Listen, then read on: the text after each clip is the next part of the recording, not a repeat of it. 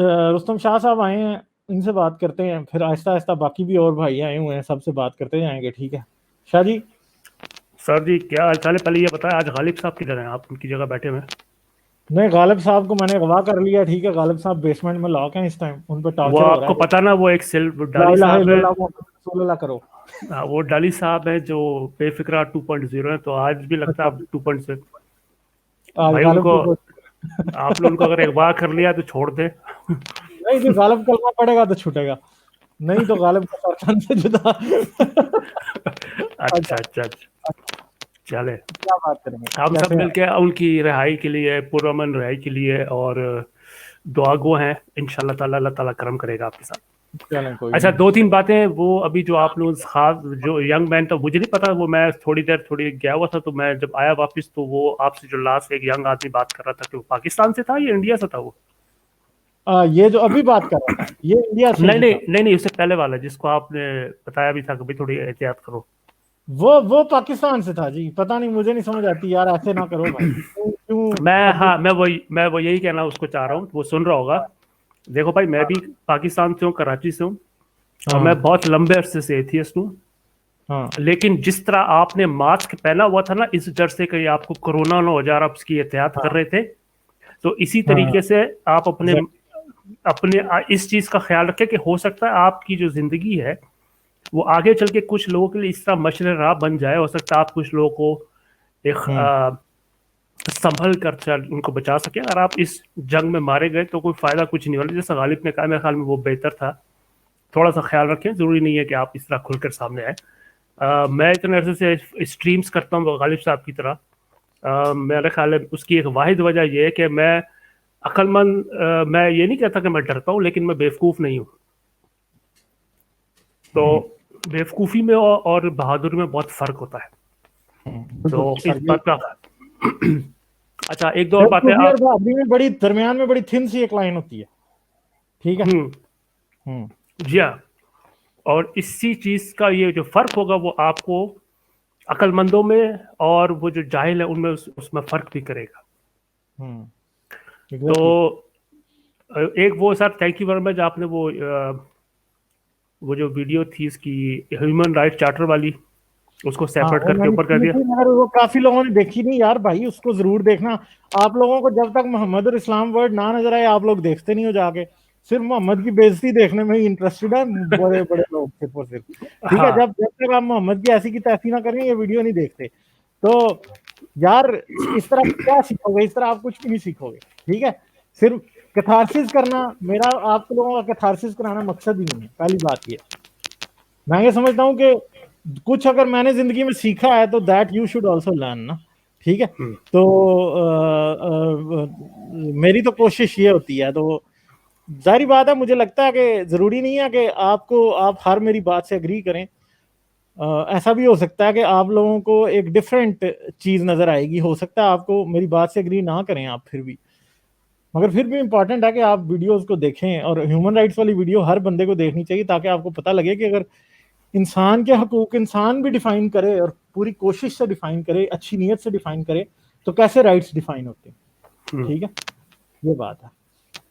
और मैं यही, अभी आपने बात की, इसको आगे बढ़ा, तो बहुत से लोग समझते हैं कि मेरे और गालिब साहब के हम्म, ख्यालात बिल्कुल एक जैसे नहीं। मेरा भी गालिब साहब से कई जगह हाँ, जाहिर इख्तलाफ बात होता है, है।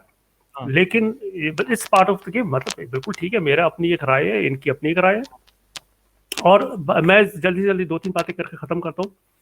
एक, मैं अनफॉर्चुनेटली अपने बाज भारतीय दोस्तों से ये कहना चाहता हूँ, मैं आज ना ट्विटर पे कल से बल्कि पढ़ रहा था, उन्होंने ट्विटर पे इस कदर बातें फैलाई हुई कि कराची में खाना जंगी शुरू हो गई है, और कराची की जो पुलिस है और आर्मी में जंगें शुरू हो गई है, और वहाँ 10 आदमी मर गए। और वो जो ट्विटर पे जो लोग ये खबरें फैला रहे थे, उनके कोई लाख लाख, डेढ़ डेढ़ लाख से ज्यादा। यार, आपको पता है पाकिस्तान बुरा लगता है, आई एम, ठीक है, आप जो मर्जी करें, लेकिन इस तरह की गलत खबरें फैलाना जो है ना, इट्स नॉट गुड। मैं कराची से हूँ, वहाँ कुछ नहीं हो रहा, बिल्कुल हाँ दूध की और पीस की नहरें बह रही है। ये पाकिस्तान की जो सियासी मामला है, ये बहुत लंबे अरसे से इस तरह चल रहे हैं, ये चलते रहेंगे। आई डोंट थिंक तो उसमें कोई बहुत बड़ी चेंज आने वाली। हाँ, वो मतलब अभी जैसे आज वो मून साहब आए थे, वो काफी डेप्थ है उनकी अंडरस्टैंडिंग की, पाकिस्तानी पॉलिटिक्स की, पाकिस्तानी ब्यूरोक्रेसी की, सारे सिस्टम की। तो वही उनसे बात हो रही थी कि यार, मैं नहीं, ऐसा नहीं बाहर नजर आता कि इस ये जो कुछ हुआ है पुलिस की हड़ताल से कोई कोई सर मैं गवर्नमेंट। आपको बताऊं, मैं तो उसी शहर का रहने वाला हूं ना, मैं आपको एक बात बताता हूँ। सिंध पे पीपल्स पार्टी की बहुत लंबे से अरसे से हुकूमत है। इन्होंने सिर्फ 2 या 3 इदारों में बहुत बड़ी इन्वेस्टमेंट की है। एक तो वो लैंड से मुतालिक जितने भी थे ना इनकी ज़मीन से लैंड ग्रैबर्स के साथ, और दूसरा उन्होंने पुलिस में बहुत ज़्यादा सियासी मुदाखलत की है। ये हाँ जितने बड़े अफसरान हैं ये सारे पीपल्स पार्टी या उसके चेयरमैन बिलावल साहब की मर्जी के बगैर नहीं कर सकते। मैंने तो लोगों से सुना है, मैंने अफसरान से ये बात अपने मुंह से सुनी है। वो कहती है कि भाई मैं आपका खादिम नहीं हूँ, मैं वो साहब का खादिम हूँ। साहब से वो उसकी मुराद होती थी बिलावल हाउस की। ये मैंने हाँ अपनी आंखों से कह रहा हूँ, मेरे सामने बैठे होंगे, 5 फुट दूर बैठ के उन्होंने ये बात की थी। और वो एक बहुत बड़े पुलिस के अफसर थे, वो अभी भी पुलिस के अफसर है। मैं अनफॉर्चुनेटली उनका यहाँ नाम नहीं लेना चाहता क्योंकि हम्म वो एक गलत बात हो जाएगी, उनका ट्रस्ट है। तो ये जो हम्म जो कल हुआ ये बिलावल हाउस साहब ने ही करवाया। देखिए जो सच है ना, वो मैं कह देता हूँ, लोग उसको माने ना माने वो एक अलग बात है। ये सारा हाँ एक पॉलिटिकल स्टंट था और वो हो गया। और ये इस तरह के ड्रामे चलते रहेंगे। लेकिन इस पे जो भारतीय दोस्त खुश हो रहे थे कि उसमें, मैं उनकी उम्मीदों पर इसलिए पानी फेर देता हूँ कि भाई आपको पाकिस्तान से नफरत है वो आप बिल्कुल करें, ठोक के करें। उसकी बहुत सारी वजूहत है, आप हो सकता है ठीक हो, लेकिन जो एक चीज सच होती है, जो रियलिटी, उसको आदमी को, ग्राउंड रियलिटीज को नहीं इग्नोर करना चाहिए। और आखिर में सर, वो अभी अफगानिस्तान पे भी एक साहब, ये मुझे हर दफा भूल जाती है, आज मुझे याद आई, किसी ने बात की थी कि वो अफगानिस्तान से, मून साहब ने कहा था शायद कि जी अमेरिका हाँ अफगानिस्तान से वो जा रहा है। देखें मैं खुदा के वास्ते, मेरे सबका खुदा के वास्ते चले, तो प्लीज, अमेरिका का अफगानिस्तान में कोई माशी नुकसान नहीं हुआ, ठीक है। अगर अमेरिका का माशी नुकसान हुआ होता तो अमेरिका की मईशत पे उसका असर नजर आता। अमेरिका हाँ। बहादुर वहां पर था, अपनी मर्जी से था, उसके और वहां जाएगा भी अपनी मुफादात थे, मर्जी से और वो तो अपनी मजबूर। मर्जी से ही जाएगा। हाँ मगर अमेरिका, वो एक बात है कि वो एक्सटेंडेड मतलब जो है ना, एक वो उस लेवल की प्रेजेंस अब नहीं है जिस लेवल की बुश के दौर में थी, जी, ओबामा के न, पहले दौर में थी। हाँ वो हाँ जी, कम हुई है, वो एक डेफिनेटली बिल्कुल। एक बात है, अंडरस्टैंडेबल बात है। आप यूं समझ ले, देखिए आपने वो सुना हुआ है ना कि अ, अमरीकियों को इस बात का बहुत अच्छी तरह पता था कि उसामा बिन लादेन पाकिस्तान में था। ये हम्म उनको बहुत लंबे अरसे से पता था, लेकिन अगर वो उसको फौरी तौर पे मार देते तो शायद ये पॉलिटिकली इतना अच्छा नहीं था। अगर आप एक हवा रखे हवा में कि देखो जी ये हवा है, हम इसकी तलाश में, तो आप उस हवा से बहुत सारे काम कर सकते हैं, आप बहुत सारी इंडस्ट्रीज चला सकते हैं, आप पॉलिटिकल प्रेशर लोगों पर डाल सकते हैं, आप अपने जो मफादात है दुनिया में उसको हासिल कर सकते हैं on the name of war on terror फलान। हम्म। जब उनको इसकी जरूरत नहीं महसूस, उन्होंने 1 मिनट में उसको मार दिया। वो मेरे ख्याल में कभी भी मुश्किल नहीं था। ये इंटरनेशनल सियासत में जो है ना, मर्सी नाम की कोई चीज नहीं होती, ये बड़ी वो गलत चीज। तो ये जो पाकिस्तानी बड़े नारे मारे होते हैं ना, और या मकबूल जान जैसे लोग, कि हमने अमेरिका का गरूर अफगानिस्तान में खाक में मिला दिया, अल्लाह अकबर, फजूल बात है। वो अपनी मर्जी से वहां हैं, और जब तक उनके सियासी मफादात रहेंगे वो वहां रहेंगे, और उनकी इसकी इकोनॉमी पे कोई असर नहीं पड़ना। अमेरिका की इकोनॉमी पिछले 15 सालों में बढ़ी है, कम नहीं है। नहीं, वो ट्रिलियंस ऑफ डॉलर्स की इकोनॉमी है, अगर उसमें चंद मिलियन वो अपनी कोई 10-15 हजार फौजी या 1 लाख फौजी वो अमेरिका वो अफगानिस्तान में रखने पे लगा भी देते हैं तो हु केयर्स, उनको कोई या परवाह नहीं है। उनको कोई, उसका हाँ फायदा उनको उनको ये उनके है। ऊपर जो प्रेशर पड़ता है वो सिर्फ इस बात से होता है, हाँ जी उनके इतने फौजी मर गए, उनका ये मसला हो गया, ये हो गया, वो उन चीजों से उनके ऊपर थोड़ा बहुत प्रेशर पड़ता है, बाकी उनको कोई परवाह नहीं होती। सर देखिए, अमेरिका की जो फौज है ना, अब तक 4 हजार से ज्यादा उनके फौजी नहीं मरे इतने सालों में। उससे कई गुना ज्यादा पाकिस्तान के फौजी मर गए वॉर ऑन टेरर में, अफगानिस्तान में तबाही हुई है। और यही उनका मकसद था कि जी जिस पे उन्होंने प्रेशर रखना था, जिसको उन्होंने काबू रखना था। अब अफगानिस्तान एक ऐसी बेहतरीन जगह जहां बैठकर आप रशिया को भी नजर रख सकते हैं, आप चीन की भी नजर रख सकते हैं, आप भारत में भी, पाकिस्तान को तो आपने वैसी लाइन पे लगाया हुआ है। हम्म। तो ये, अब मैं इसकी कंस्पिरेसी थ्योरीज में नहीं जाना चाहता, लेकिन ये एक बड़ी लंबी कहानी है। लेकिन मैं सिर्फ ये मैसेज देना चाहता हूँ अपने दोस्तों को, पाकिस्तान में जो बड़े बड़े अल्लाह अकबर के नारे मार रहे होते हैं, आप, ये आपको उन्होंने आगे लगाया हुआ है, और आप आगे लगे जाते हो क्योंकि आप बेवकूफ हो। तो बस, मेरा ख्याल सर है आज के, अफगानिस्तान का बचा क्या है? अफगानिस्तान में दाढ़ियों पहाड़ियों और झाड़ियों के अलावा कुछ भी नहीं है इस वक्त। देखें ना, मैं अब देखें, कई लोग मुझे कहते हैं जी तालिबान के दौर में वो बड़े कई मसले आ जाते हैं, आके कहते हैं। मैं जबकि पाकिस्तान में भी था तो कई लोगों से बहस हो जाती थी। हाँ भाई, अफगानिस्तान में तालिबान का दौर था, किसी दुकान पर कोई चीज चोरी नहीं होती थी, लोग अपनी दुकानें खुली छोड़ के नमाज पढ़ने चले जाते थे, ये हो गया वो हो गया फलां हो गया, बड़ा अमन था।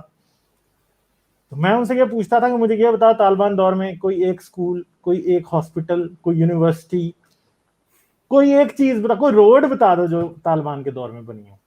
तुम्हें सिर्फ यही नजर आती है दुनिया की सबसे बड़ी बुराई, हाँ जी लोग अपनी दुकानें खुली छोड़ के चले जाते हैं, कोई चोरी नहीं करता। तो भाई ये कौन सा मेजर है? ये कोई मेजर नहीं है। आप इंटरनेशनल डेवलपमेंट के इंडेक्स पे कहां था अफगानिस्तान? शायद लास्ट कंट्री था। ठीक है, तो ये कोई छोटी सी बात नहीं है, ये बहुत बड़ा इशू है। आप समझते हैं कि दुनिया में सिर्फ कहीं पे चोरी नहीं हो रही तो वो दुनिया, इसका मतलब है कि सब कुछ अच्छा है? यार तुम जाहिल हो, तुम्हें पता नहीं है भाई। ये तो नहीं होता, लेडी डॉक्टर में मिलती नहीं थी अफगानिस्तान में कोई एक भी। अपनी औरतें किसको दिखाओगे जब जब प्रेग्नेंट होंगी? ठीक है, तो ये हालात थे। कई लेडी डॉक्टर्स जो अफगानिस्तान में तालिबान दौर में थी, उन्होंने स्टोरीज लिखी हुई हैं। बिल्कुल। कई टीचर्स जिन्होंने तालिबान के दौर में लड़कियों को जो पढ़ाती थी, औरतें या पढ़ाते थे लोग, उन्होंने अपनी स्टोरीज लिखी हुई हैं। एक नॉवल है बड़ा अच्छा, काइट रनर। वो बच्चा जो गुड्डी उड़ाता था उसके साथ क्या हुआ, वो जरूर आप पढ़ें कभी। ठीक है, मैंने वो नॉवल पढ़ा था तकरीबन आज से कोई शायद 17-18 साल पहले। और इतना मतलब बंदे को दुख होता है पढ़ के कि आप सोच नहीं सकते। तो जरूर कभी पढ़ के देखें, वो रियल स्टोरी है जिसके ऊपर लिखा है। बच्चा जो गुड्डियां उड़ाता था उसके साथ उन्होंने क्या किया। ठीक है, और बहुत कुछ बच्चों के तालिबान, साथ अनफॉर्चुनेटली भाई होता है। तालिबान जहन्नम का कोना है अफगानिस्तान आज। ये आप ना समझें कि जी तालिबान इस्लाम के नाम पे बड़ा चाहता है। जहन्नम का कोना है अफगानिस्तान, जिधर जी कुछ हाँ, भी नहीं है, कुछ जी हाँ, नहीं। एक जी हाँ। कौम जो कि 1980s में पाकिस्तान से ज्यादा प्रोग्रेसिव थी। काबुल यूनिवर्सिटी जो थी वो एक बड़ी जबरदस्त यूनिवर्सिटी दुनिया की मानी जाती थी। क्या किया, क्या किया आपने? ठीक है, क्या किया आपने? आपने इस्लाम लाया, आपने इस्लाम के नाम पे जिहाद किया। इसमें अमेरिका भी इसमें खून से हाथ रंगे हैं, अमेरिका के, पाकिस्तान के भी रंगे हैं। पाकिस्तान अमेरिका पे डालता है सब कुछ? नहीं, पाकिस्तान ज्यादा बड़ा जिम्मेदार है। क्योंकि रूस तो इस बात पे आमादा ही नहीं था कि अफगानिस्तान में इस तरह जंग लड़ी जाए जिस तरह की पाकिस्तान ने लड़वाई। पाकिस्तान ने सोचा हमारा जेब खर्च भी लग जाएगा, हमारे वेस्ट में आया वो हम पे ना कहीं आ जाए। पाकिस्तान ने जो डर्टीएस्ट रूल बुक थी ना वो निकाली, और उसके मुताबिक अफगानिस्तान में एक एजिटेशन शुरू की कि पूरी दुनिया के मुसले आप ले आए, उनको इधर बिठाएं। ओसामा बिन लादेन जैसे ऑपरेटिव्स जो कि पहले सीआईए के ऑपरेटिव्स थे, बाद में वो रोग हो गए, और उन्होंने ये काम शुरू कर दी।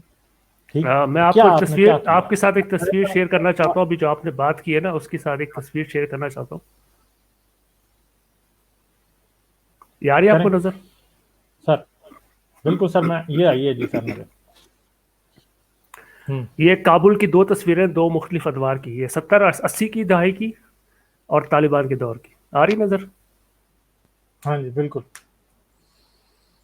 ये था। बिल्कुल ये बात है। मगर मैं ये नहीं समझता कि प्रोग्रेस या तरक्की का आप लेवल स्कर्ट की नहीं, मैं वो लंबाई आपको से। हाँ, मैं सिर्फ ये कह रहा था, औरतों को आज़ादी थी, पढ़ सकती थी, यूनिवर्सिटी मगर जा एक सकती बात है, थी। एक बात है कि इधर जो लेफ्ट पे तस्वीर है उसमें कम से कम आपको औरतों की मुस्कुराहट नजर आ रही है, मगर राइट वाली जो है उसमें आप कभी भी नहीं देख सकते कि वो मुस्कुरा रही है, रो रही है, ये जो क्या तस्वीर कर है रही ना, है। ठीक लेफ्ट वाली है, जो जब आप खवातीन, औरत का चेहरा छुपा देंगे तो कैसे मेजर करेंगे कि औरत खुश है कि नहीं है? देखें, सबसे बड़ा मसला ये है कि जब आप किसी शख्स की शक्ल छुपा देंगे ना, जैसे मैंने अब शक्ल छुपाई है, मैं नीचे हंस रहा हूं या रो रहा हूं, आपको समझ नहीं आएगी। आप मेरा जो चेहरा है बेसिकली आपको मेरे इमोशंस की रियलिटी बता सकता है। तो मसला यह है कि आपने जो मेजरिंग मीटर है औरत की हालत को मेजर करने का, वो तो बंद कर दिया। अब आप क्या कैसे कह सकते हैं कि औरत के साथ क्या हो रहा है क्या नहीं हो रहा?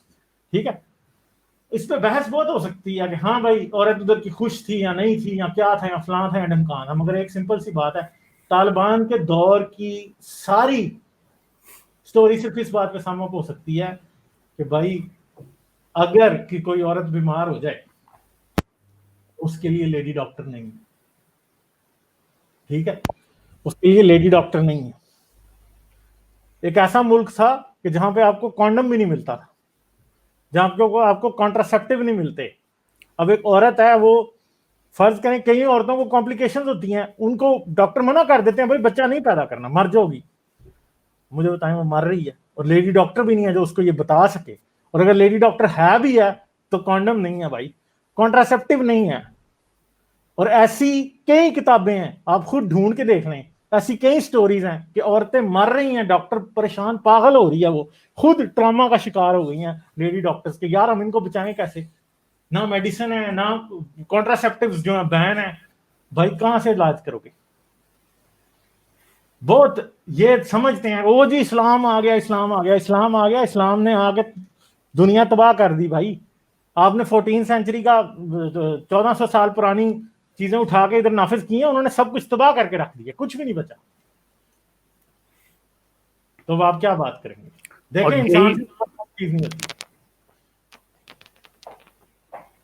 और यही वो पाकिस्तान में बनाना चाहते हैं कि पाकिस्तान को अफगानिस्तान बना दें इस इस्लाम के नाम पर। ये लोगों के लिए एक बहुत अच्छी एग्जांपल है कि वो देख लोग जो अफगानिस्तान में आलू, और बल्कि उन बेचारों के साथ अब भी वही जुल्म हो रहा है कि इस कदर उनके साथ वहाँ गुर्बत है।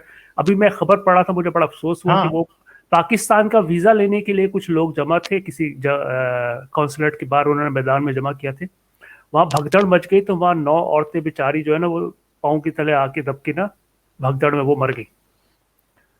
एग्जैक्टली मतलब सर ये तो है, it's so such a sad story के, लेकिन इसके बावजूद हमारे पाकिस्तानी जो, ये अभी आपने शुरू में जो वीडियो दिखाई थी, वो उल्लू का पट्टा जो वो कवर के ऊपर खड़ा होकर बकवास कर रहा था। हाँ एग्जैक्टली। मैं अभी यहाँ आपके शो को आर रेटेड नहीं बनाना चाहता, लेकिन मेरा दिल कर रहा था कि मैं अगर उस टाइम पे होता था मैं उसको कहता 1908 में 1905 में उस बंदे की वफात हो चुकी है यार, कुछ तो शर्म करो। हाँ कुछ तो शर्म करो। 1905 से लेके अब तक तो तुम्हारे किसी बाप को याद नहीं आया था ना, तेरा बाप भी तो जिंदा था ना उससे पहले, उसने तो नहीं उसकी कब्र पे जाके कहा था कि हाँ भाई इसकी खत्म करो, तू अपने बाप का भी बाप है जो आके तू कह रहा है हाँ इसको बंद करो। ठीक है तुम्हारे बाप को याद नहीं आया था, इसका मतलब तुम अपने बाप के भी बाप हो, इसलिए तुम्हें याद आ गया कि हाँ भाई हम इसकी कब्र के ऊपर कतबा जो है ना वो तोड़ेंगे। ठीक है, तो फिर ये सारे वल्दुल हराम ही बनते हैं ना इस तरह के लोग, जिनके बापों को तो ये याद नहीं था, इनको ज्यादा अनोखा इस्लाम पता लग गया। ठीक है चले, मैं आपसे इजाजत लेता हूँ, आपके ख्याल में काफी दोस्त हैं। जाने से पहले मैं कह देता हूँ सर, गुड नाइट। मेरे ख्याल में आपको खाना खाने के लिए उतारना पड़ेगा, आपको एक्सपीरियंस मेरे ख्याल में माइक इसके साथ नहीं है खाना खाने का, तो जरा ख्याल रखिएगा। जो मैंने वीडियोस देखी है वो खवातीन जो है वो बैठी खाना खा रही है बाहर, और हाथ में मोबाइल फोन पकड़ा हुआ है, उनकी तवज्जो कहीं और चम्मच जो है ना जाके लग जाता है आपके पास पे। Okay, bon appetit, thank you ji, okay, bye bye.